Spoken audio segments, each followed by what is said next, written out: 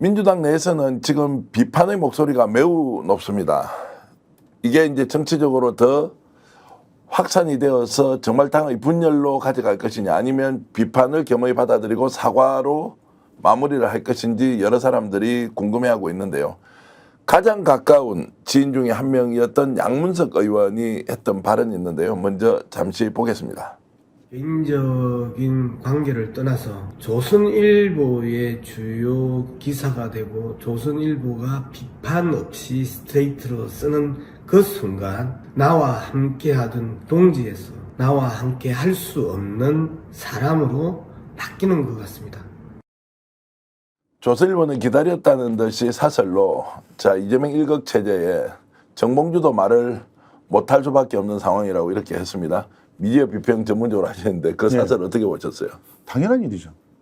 그러니까 이걸 노리고 발언을 했다고밖에 볼 수 없는 거죠. 최소한 기자회견서부터는 조중동의 헤드라인을 정봉주로 채우기 위해서 발언을 했다라고밖에 볼 수 없는 겁니다.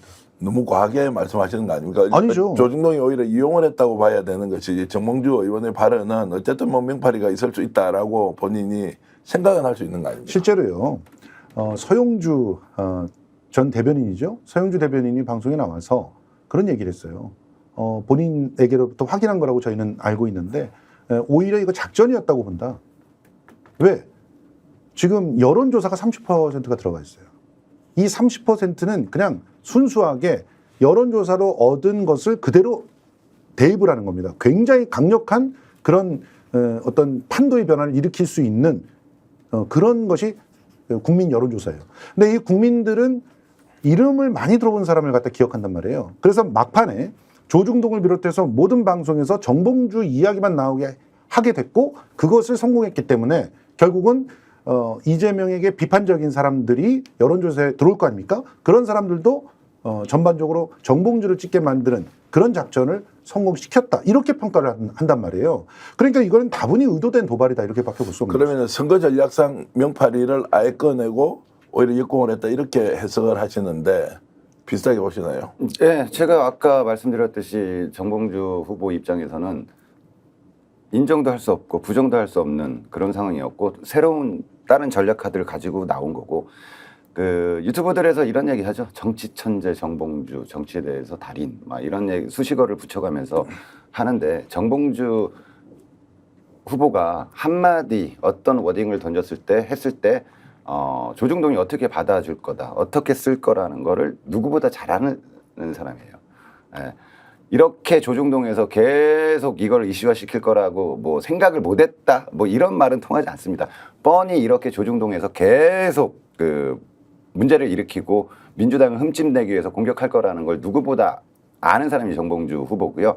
그리고 정봉주 후보는 이렇게 함으로써 또 하나, 또 다른 전략, 자기가 지금 2위지만 역선택, 그 본인을 지지하지 않는 사람들이 적극적으로 민주당 그 전당대회에 참여할 수 있게 ARS에서 국민투표에서 훨씬 더 높은 그 지지율을 받을 수 있다라고 생각을 할 겁니다. 그러니까 ARS와 여론조사의 성격이 일정한 역선택이 개입할 수 있는 상황이란 말이죠. 그래서 그거를 적극적으로 노렸다고 본다면 이것은 해당 행위다, 저는 그렇게 생각합니다. 그럼 선거 전략상 지금 이런 방식의 오히려 명팔이 논쟁을 키우는 것이 결국 득표율에는 더 도움이 된다, 이렇게 본 거죠. 보는 거고. 예. 그런데 다수의 정치평론가 또는 당내 인사들은 이거는 명백하게 명팔이 발언은 잘못되었다라고 얘기를 하고 있는데도, 이것이 오히려 집단지성으로서 뭔가 선택을 할 때 이것은 정봉주 전 의원 후보를 배제해야 되겠다는 쪽으로 가는 것이 아니라 오히려 정봉주 의원에게 표가 몰리는 수도 생긴다, 이렇게 보시는 겁니까? 그거는 여론을 누가 주도하느냐에 따라 달려 있습니다. 네. 그러니까 지금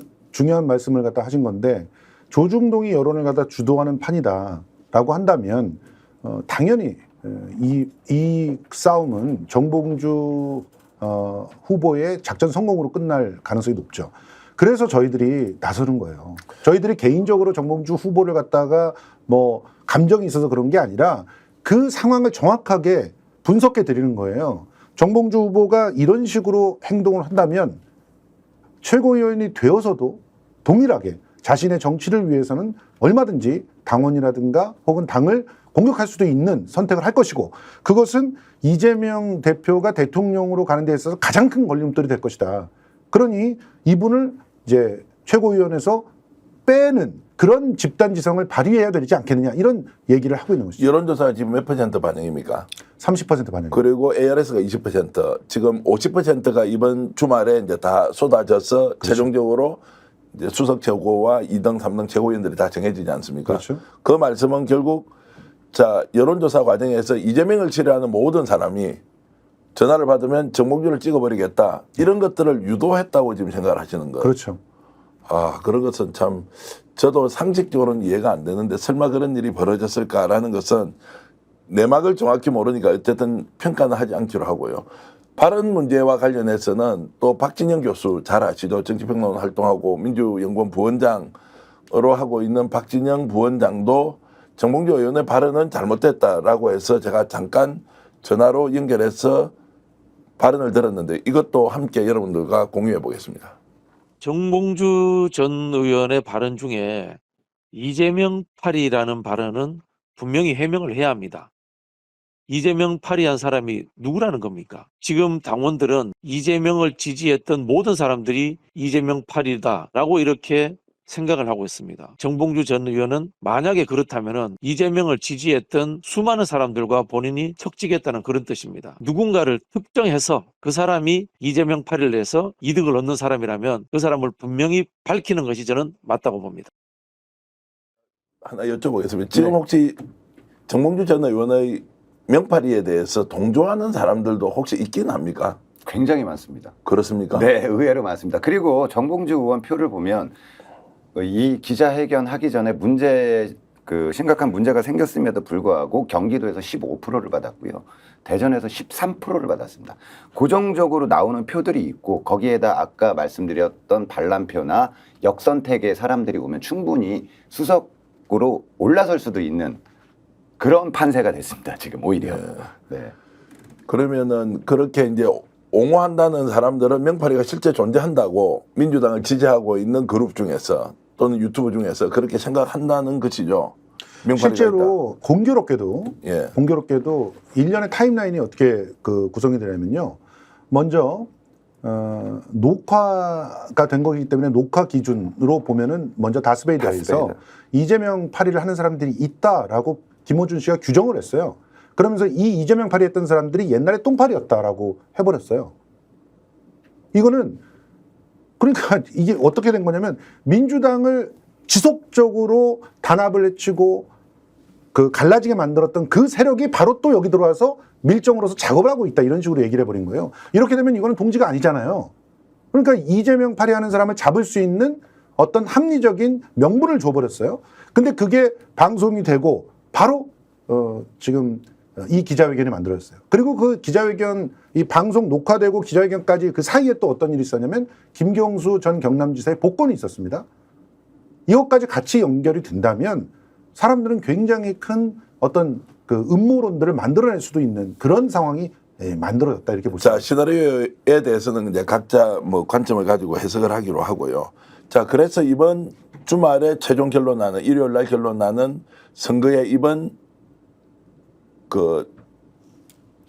정봉주 의원의 발언이 실제 영향을 미칠 거냐 안 미칠 거냐 어떻게 보십니까? 영향을 미칩니까 미치지 않습니까? 저는 미친다고 생각을 하고요. 미친다고 하면은 예. 2등인데 뭐 혹자는 5위 아래로 아예 떨어질 수도 있다 이렇게 전망하는 사람도 있던데 전혀 그럴 일은 없습니다. 그렇습니다. 아까도 말씀드렸듯이 정봉주 후보는 기본적인 표가 나와요. 10몇 프로가. 10몇 프로 여기를 분석해 보면 김두관을 지지하는 표와 플러스 그리고 진보 진영 내 대형 유튜버 뉴스공장이나 이런 채널들을 보는 사람들은 아직도 정봉주 후보에 대해서 실드를 칩니다. 그리고 옹호를 해요. 그 표들이 합쳐진 게 10몇 프로가 기본적으로 나옵니다. 거기다가 아까 여론조사 ARS에서 역선택하는 사람들까지 플러스가 되면 지금 표보다 훨씬 더 많은 표가 나올 겁니다. 5위 밖은 절대 나올 수가 없습니다. 5위 밖은 안 나오고 2등에서 3등으로 밀려날 가능성이 있다. 그렇죠. 없다. 아니면 1등으로 올라설 수도 있다. 예, 저는 이 부분에서 이제 김종훈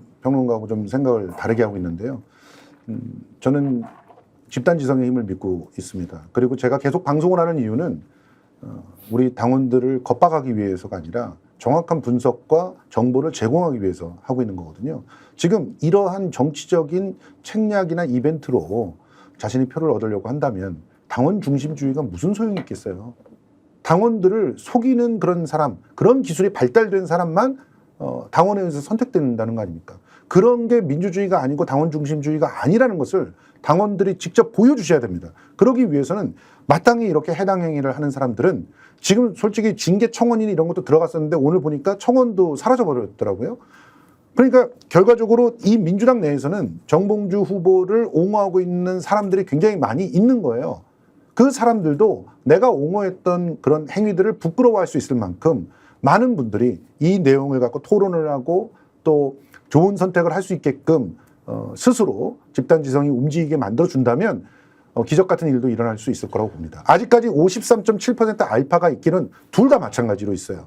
이게 역선택에 지배당하게 할 것인지 아니면 우리 당원들이 직접 스스로 결정하게 할 것인지를 결정짓는 시간이 지금 오늘부터 시작된다고 봅니다. 전당대회 결과도 중요하지만 지금 전반적으로 정봉주 전 의원이 이제 당선이 되고 최고위원이 되면 걱정하는 사람들은 이제 당 분열 불가피하다. 이거 불가피하죠. 어떻게 하느냐.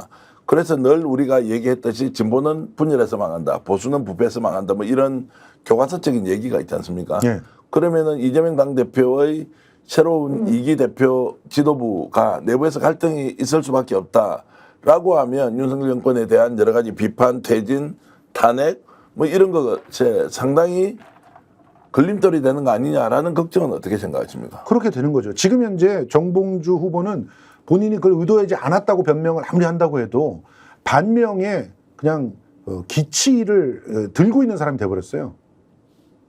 본인은 자기는 누구보다도 이재명을 지지하고 신뢰한다라고 아무리 얘기를 해봐도 실제로는 이재명 팔이라고 하는 것이 누군지를 해명을 해낼 수 없다면 그러면 아까 박진영 그 평론가의 말대로 지금은 반명들이 다 모이는 그런 곳이 될 수밖에 없습니다. 그 정봉주 휘하로 반명들이 다 모이겠죠. 그래서 이게 민주당이다. 제대로 견제할 수 있는 힘이 내부에 있는 것이 민주당이다라고 하면서 모여서 활동을 할 거고 그것은 결국 본인이 얘기했던 바대로 최고위원은 만장일치고 합의를 통해서 나가는데 합의를 통할 때 거수위가 되지 않음으로써 자신의 존재감을 계속 키우는 걸로 최고위원회를 갖다가 활용하려고 할 것입니다. 몇 발짝 양보를 해서 정봉주 전 의원의 저런 명팔이 발언이 혹시 이재명 당대표의 주변에 있는 최측근 인사들 소위 말하는 성남파 뭐 이런 사람들 얘기가 나오기도 하거든요. 당원 전체가 아니라 이 소수의 몇몇이 중요한 의사결정에 개입하고 있다. 이것을 경고한 것이다라고 이렇게 보는 것은 좀 과합니까? 아니 뭐 충분히 그럴 수도 있죠. 그렇게 생각할 수도 있고 그 사람들을 겨냥해서 이야기했을 수도 있습니다. 하지만 지금 정봉주 후보가 했던 일련의 행동이나 언행들은요. 민주당의 최고위원으로서 하면 안 되는 이야기들을 했습니다. 제가 좀 전까지 그 민주당 당사 앞에서 그 원래는 정봉주 후보 최고위 후보 사퇴 촉구 집회를 했는데 나중에 나오는 구호들은 정봉주 출당을 요구하는 그 집회의 구호로 바뀌었습니다. 뭐냐면 정봉주 후보는 지금까지 본인으로 인해서 발생시킨 문제에 대해서 책임을 져야 되고요. 민주당에선 더 이상 정치를 하시면 안 되는 분입니다. 저희는 최고위원이 되든 최고위원이 되지 않든 끝까지 정봉주 후보가 출당할 때까지 그 집회를 이어나갈 거고요. 그 시민들이 바라보면 이제 좀 와 민주당 저렇게 해서 내부 갈등과 분열이 저렇게 심하면 중도 확장 어렵고 지방선거 다음 대선 어려운 거 아니냐. 그래서 정봉주 의원의 발언을 뭔가 좀 다양성을 존중한다는 측면에서 논쟁할 수 있는 거 아니냐. 좀 수용하면 되지 않느냐. 이런 의견이 있을 것 같기도 한데 어떻게 보십니까? 중도 확장이 필수죠. 근데 중도 확장을 어떤 시스템과 그 힘으로 할 수 있는 겁니까? 중도 확장은 일단은 지금 현재 민주당의 철학과 가치 그리고 이재명 대표의 그 제언들에 충분히 입각하에 있는 그런 든든한 힘을 바탕으로 중도 확장이 이루어지는 거잖아요. 중도 확장은 그냥 중도와 야합하는 게 아닙니다. 그거는 정봉주 의원도 본인이 얘기했던 거예요. 중도의 확장은 야합이 아니다. 세력 대 세력의 어떤 연대다. 이렇게 얘기했어요. 그런데 본인이 지금 민주당 내의 결집력을 갖다가 와해시키고 그 힘을 갖다 약화시켜서 자기가 그 이득을 보려고 하고 있잖아요. 그러면서 중도 확장을 하나의 명분으로 얘기하는데 중도 확장은 그렇게 하는 게 아니죠. 오히려 강력한 단결된 힘이 있을 때 그 힘들이 두렵기도 하고 또한 그 힘들을 통해서 나도 이런 힘들과 함께 세상을 바꿔볼 수 있다면 나의 정책을 함께 수용해 줄 수 있는 팀이라면은 연대하겠다 이렇게 나오게 되는 거거든요. 힘이 있어야 연대를 하는 겁니다. 힘이 없는데 누가 연대를 하려고 그래요? 그 말씀은 논리적으로 맞지만 정서적으로 보면 저렇게 당이 분열되면 당연히 중도 확장되기가 어렵고 지금 정당 지지율도 그다지 높지 않은데 그러니까 분열되지 않게 하기 위해서 네. 노력을 해야 될 때고 그러기 위해서 이런 인사는 최고위원 후보에 사퇴를 해야 된다는 거죠. 자, 중도 확장을 막은 게 이재명 대표가 중도 확장을 막은 게 아니에요. 민주당 의원들이 막았었습니다. 사실 21대 때 무슨 일이 있었냐면 조중동 계속 이재명 대표에 대해서 엄청난 기사들을 마치 악마 같은 기사들을 쏟아내고요. 거기에 발맞춰서 검찰은 마치 무슨 죄가 있는 것처럼 계속 텁니다. 뭐 이재명 대표뿐만 아니라 이재명 대표 측근 김혜경 여사님 뭐 관련된 사람들은 이잡듯이 잡고 압수수색 수백 번에 걸쳐서 70명의 검사들을 동원해서 오로지 이재명 죽이기만 합니다. 그럴 때 중도들이 봤을 때는 이재명이 문제가 있구나 라고 생각할 수밖에 없어요. 그럴 때 21대 만약에 의원들이 똘똘 뭉쳐서 이재명을 보호하고 아닌 거를 이야기를 했으면 중도들도 뭔가 있나 보다 아닌가 보다 이런 생각을 가질 수도 있어요. 근데 21대 때 어땠습니까? 오로지 민주당 내에서 다 열일 제껴놓고 이재명 비토만 하는 세력들이 어마어마하게 많았습니다. 그 세력들이 지금 거의 다 사라진 상황이고 지금 이재명의 단일대로 똘똘 뭉쳐서 이제 뭔가를 좀 하려고 하는데 윤석열도 탄핵도 시키고 이 쓰러져가는 대한민국을 다시 살리려고 하는데 정봉주 같은 사람들이 또 나타나서 이재명을 흔들고 마치 문제 있는 것처럼 또 얘기하면 중도 확장이 안 되는 거예요. 그래서 민주당에서는 이런 정봉주 같은 사람들을 쳐내야 문제 없는 민주당을 만들 수가 있는 겁니다. 자칫 잘못 들으면 그게 이제 일극체제를 강화시키는 것, 이재명밖에 답이 없다라고 했을 때 이제 정당에서 뭔가 새로운 정치적 이벤트를 앞두고 국민들의 지지를 받으려면 오히려 좀 더 불리한 거 아닙니까? 그렇지 않죠. 그 강력한 그런 지도력과 예. 그리고 철학과 그 철학을 구현할 수 있는 정책들이 확실하게 모든 사람들에 의해서 정확하게 구비가 되어 있다면 훨씬 더 원활하게 다른 사람들을 갖다 설득할 수 있고요. 연대도 더 가능해요. 그런 부분들을 갖다 어떻게 조율하면 이 세력과 만날 수 있는가 이런 것들이 판단이 될 수가 있잖아요. 근데 저마다 다른 생각들을 갖고 있는 사람들로 오합지졸로 있다 보면은 A 세력과 만나면 이런 A 얘기를 하고 B 세력과 만나면 B 얘기를 하는데 어떻게 연대가 가능하겠습니까? 그게 바로 이전에 민주당이었어요. 계파마다 계파답지도 않은 계파들이 전부 자기네들끼리 자기 동상이몽을 갖다 하고 있으니까 결과적으로는 민주당은 얘기할 사람이 없다라는 얘기를 실제로 했습니다. 여러 정치 세력들이. 특히 뭐 민주노총이나 이런 데서도 민주당은 협상 테이블이 만들어지지 않는다는 얘기를 했어요. 지금 현재 이재명의 민주당은 협상 테이블이 정확하게 만들어질 수 있는 그런 시스템으로 가고 있습니다. 그러면 얼마든지 다른 세력들과 연대할 수 있는 길들이 더 생길 거라고 보고요.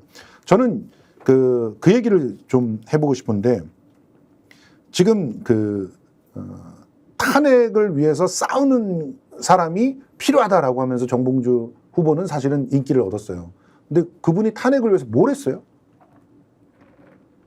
그러니까 예전에 이런 얘기 있지 않습니까? 그러니까 당에서 일정한 그런 어떤 대안 세력으로 이렇게 등장하는 사람들이 나름대로 순식간에 어떤 스타로 떠오를 수 있는 그런 방식은 강력한 스피커들이 있었기 때문에 가능했었던 거예요. 근데 지금 현재 보시면 아까 의심의 대상으로 있는 이재명 대표의 측근들 같은 경우 보십시오. 그분들이 스피커가 있습니까? 지금 활동을 제대로 할 수 있습니까?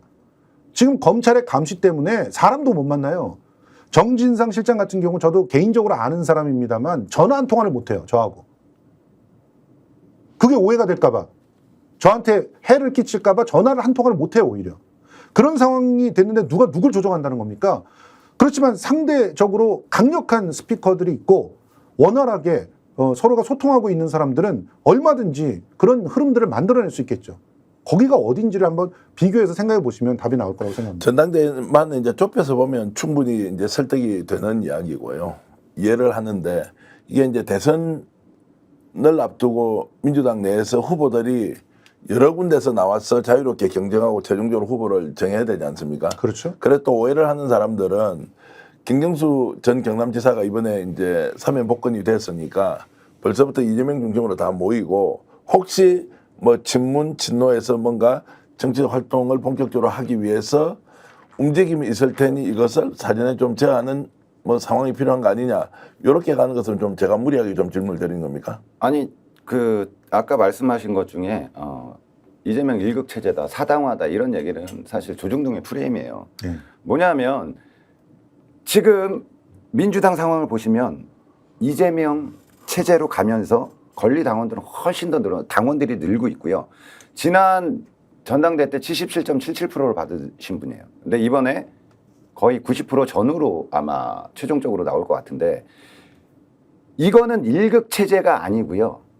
이재명이라는 악마됐던 이재명이라는 사람에 대해서 사람들이 이제는 알아가는 시기가 됐고요. 그렇죠. 이걸로 인해서 지금 중도 확장이 되고 있다라고 보시면 돼요. 네. 그리고 아까 말씀하신 대로 뭐 김경수 전 지사 같은 경우 얼마든지 나와서 경쟁하시면 됩니다. 경쟁을 우리가 두려워하거나 경쟁이 잘못됐다라고 얘기를 하진 않아요. 근데 과거 21대 때는 경쟁이 아니라 음해를 하고 깎아내리고 죽이려고 들었기 때문에 저희가 그거에 대해서 반발을 한 거지 정상적인 경쟁에 대해서 하는 거는 얼마든지 제가 전에 방송에서도 얘기했지만 뭐 어떤 분들은 이재명 이번 연임하시는 거 추대를 해야 된다. 저는 절대 안 된다. 다양한 후보들 나와서 당당하게 경쟁을 해서 과연 이재명이 어떤 사람인가를 더 사람들에게 알려주고 그리고 훨씬 많은 득표로 압도적으로 그 당대표가 돼야 그게 민주당을 위해서 이재명을 위해서 좋은 거다. 대권을 위해서도 당연히 좋은 거다라고 이야기를 했듯이 많은 후보가 경쟁하는 거 좋습니다. 근데 단지 네거티브를 하지 마시라. 말도 안 되는 이유로 조중동의 논리로 검찰의 논리로 이제는 이재명을 공격하는 그런 것만 아니면 얼마든지 여기 조금 제가 보태고 싶은 게 뭐냐면 이 토론이라고 하는 것은 사실은 굉장히 중요한 민주주의 의사수렴 과정이잖아요. 그래서 이 당대표 선거를 할 때 추대와 선거의 그 차이는 사실은 얼마나 더 다양하게 토론할 수 있는 공간이 만들어지느냐 아니냐의 차이이기도 해요. 추대라고 하면서도 충분한 토론의 공간들이 많이 만들어진다면 추대가 나쁠 이유도 없다고 봅니다. 근데 그런 공간을 만드는 게 사실상 불가능하기 때문에 어떻게든 선거라고 하는 걸 통해서 서로가 작은 입지를 갖고 있는 사람도 나와서 얘기할 수 있는 그런 자리를 만들어줘야 된다고 보는 거예요. 그런데 보십시오. 지금 마지막 토론을 앞두고 검찰이 하는 짓을 보세요. 그 토론 날에 그 재판을 잡아요. 토론 날에 재판을 잡고 그날 재판에서 일찍 조퇴를 한다고 해가지고 온갖 또 악마화를 시킵니다. 그런 짓들을 하고 있잖아요. 그 누가 봐도 그 토론이라는 공간을 통해서 중도들이 그 사람에게 대해서 알아가는 그 과정을 방해하고 싶은 거 아닙니까?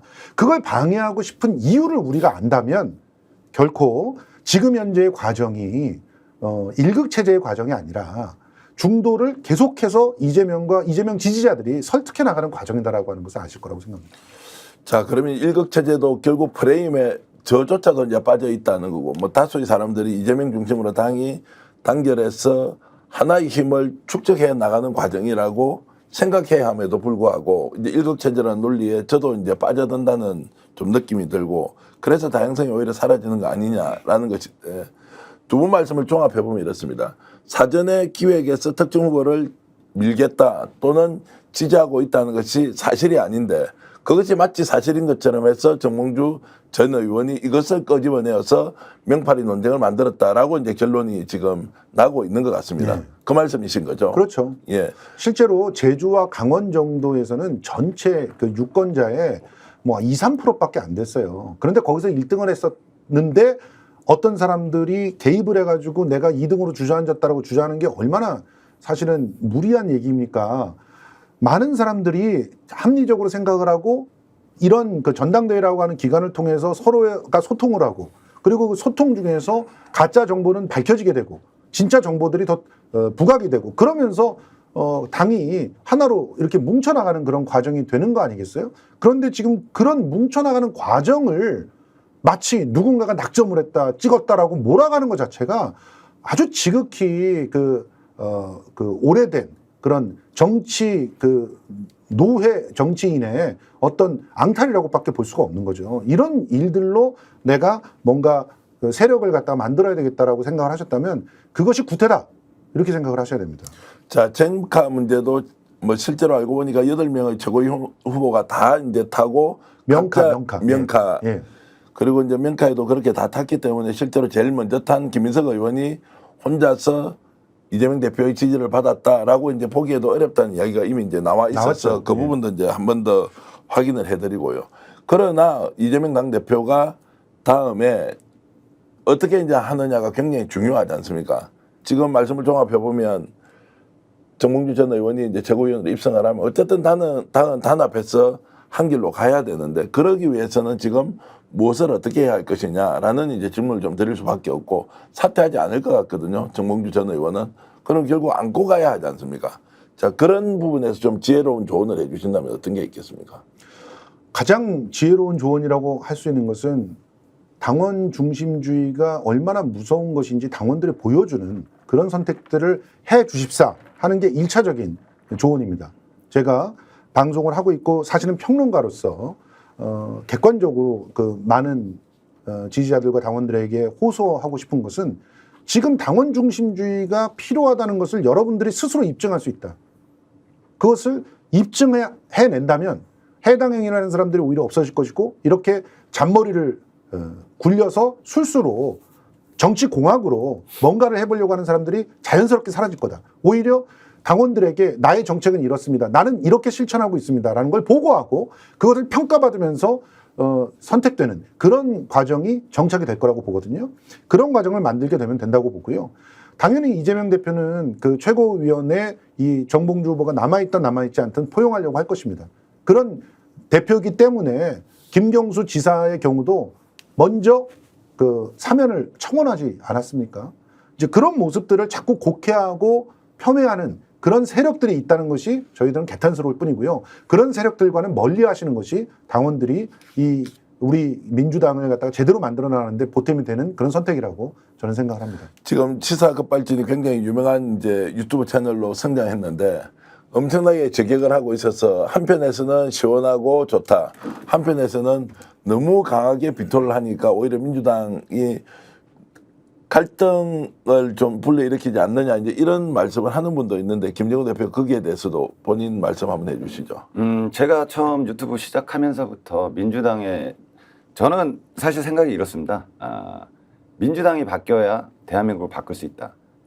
국민의힘이 대한민국을 바꾸지는 않습니다. 더 안 좋은 쪽으로 끌고 갈 뿐이죠. 그러면은 그거에 반대급부로 대한민국을 개혁하고 대한민국을 바꿀 수 있는 건 민주당입니다. 근데 저희가 21대 때 민주당의 모습, 권력을 쥐었고 대통령이었고 그다음에 180석이 넘는 의석을 가지고도 아무것도 안 한 무능한 민주당 소리를 들었습니다. 왜 그랬냐면 그 구성원들이 너무나 부패해 있었기 때문이고요. 그걸 바꿔야 된다라고 저는 생각을 했습니다. 그래서 작년에도 일명 그 민주당 내 수박이라는 그 의원들 절대 경선에서 떨어지고 공천받지 못하게 하기 위해서 최선의 노력을 했었고요.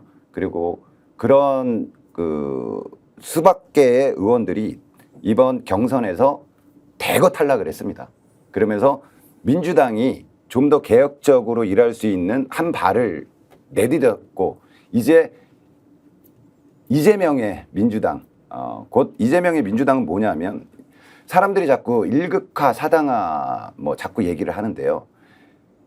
이거는 1극화나 4당화가 아니죠. 당원들이 지지자들이 뽑아서 90%의 압도적인 투표로 선출되는 당대표를 본인이 마치 독재를 하는 당인 것처럼 조중동 프레임을 그렇게 짜는 것뿐이고요. 그만큼 절실하게 당원들이 이재명 대표를 원하는 겁니다. 왜? 지금은 과거 군사정권 때 김대중 전 대통령님이 군사정권에 맞서서 싸웠듯이 지금은 이재명이라는 대표가 윤석열 검찰 독재 정권에 맞서서 싸워야 될 유일한 분이기 때문에 지지를 하는 겁니다.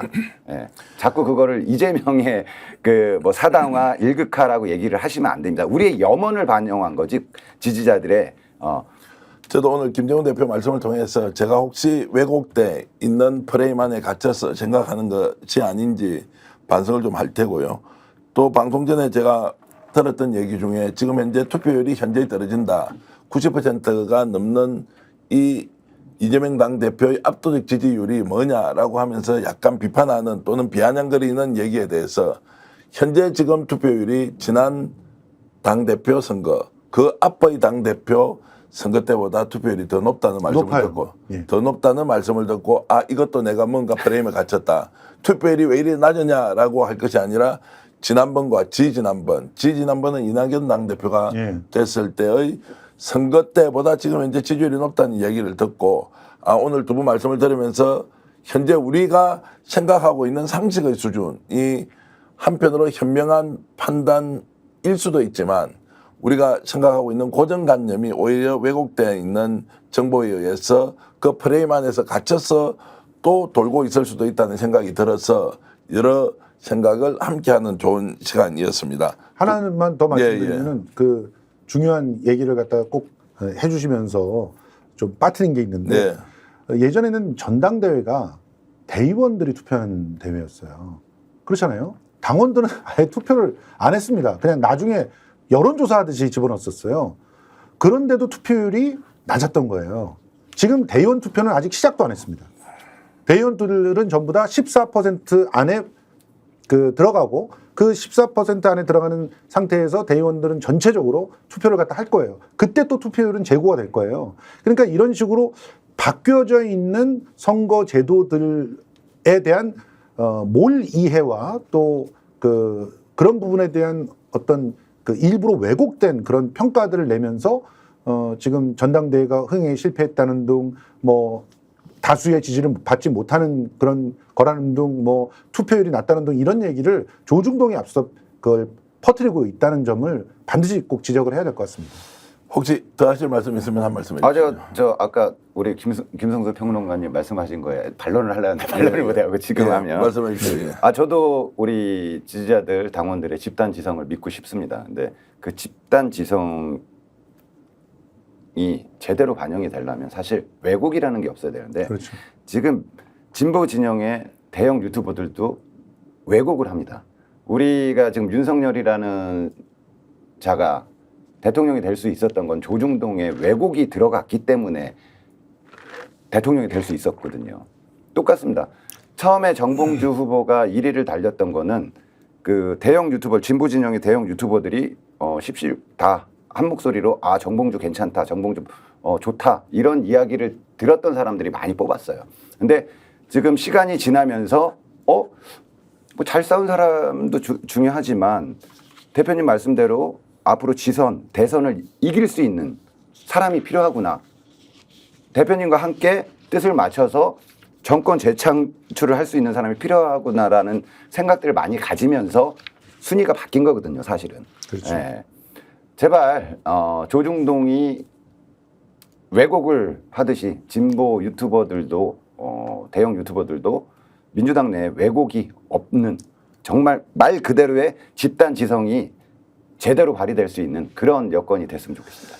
무엇이 순수인지 무엇이 현실인지 또 진보 진영 대형 유튜버가 왜곡을 한 것인지 스스로 판단한 것인지 그 몫은 여러분들께 다 맡기겠습니다. 오늘 두 분을 통해서 지금 민주당 전당대회가 막바지로 향하고 있는 상황에서 정봉주 후보의 급발진이 어떻게 영향을 미치고 있으며 앞으로 민주당을 또 어떻게 바꿔갈 것인지 가장 중요한 것은 250만 명의 책임당원이 여전히 집단지성을 발휘하면서 대한민국 정치를 한 단계 업그레이드 시키고 있다. 여러분들이 당원이든 아니면 민주당을 지지했던 사람이든 일반 국민이든 간에 어쨌든 대한민국의 정치는 정당을 통해서 발전하고 있다.